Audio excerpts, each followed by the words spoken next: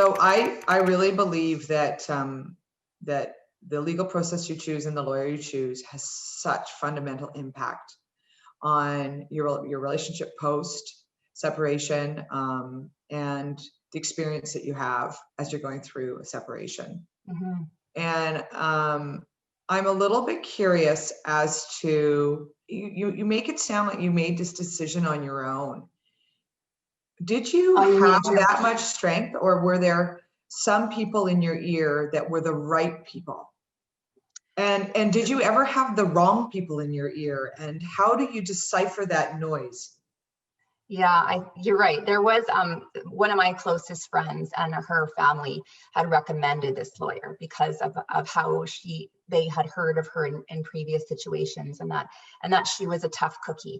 And at the time, I wasn't that tough of a cookie. And so my girlfriend was like, you need someone who's going to really speak for you, because I was too afraid to speak for myself. So I gave it a shot, called her up, had the meeting, and it was really having the meeting is what solidifies you. I had met with another lawyer as well through another friend, and it just didn't sit right.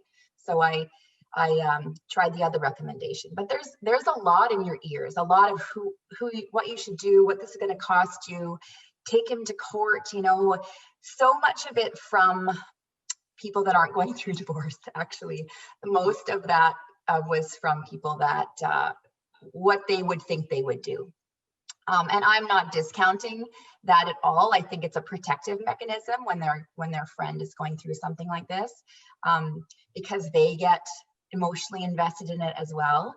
And I had to keep myself remembering that I have relationships to maintain after this divorce. I have the father of my children who is going to be in my life for the rest of my life, whether I like it or not. I also have, his family, and a family that I've become connected to so deeply for the past 26 years. I did not want to sabotage those connections. They were really important to me. They were really important to my kids. I mean, they're their grandparents and aunts and uncles and a niece and nephew. And I didn't want them to feel punished because of my choices. And I felt that I had to keep in mind this process gets ugly, as I've heard, super adversarial. How can I make sure that I can go down a path that is going to hopefully prevent that? And by meeting the lawyer that I chose, because of the way that she made me feel empowered in the process. She made me feel that I was the one that hired her. She was working for me. And I know that a lot of people can feel the opposite way. They've hired a lawyer and it's gotten out of control because the lawyers take them down a path they don't want to go. So I was really lucky in that way, that she gave me a voice and actually listened to my voice. You're welcome to share her name. I'm sure people want to know who it was. Rosemary Basham and her and Pamela Sheppard through Owen Wilson Law Corporation.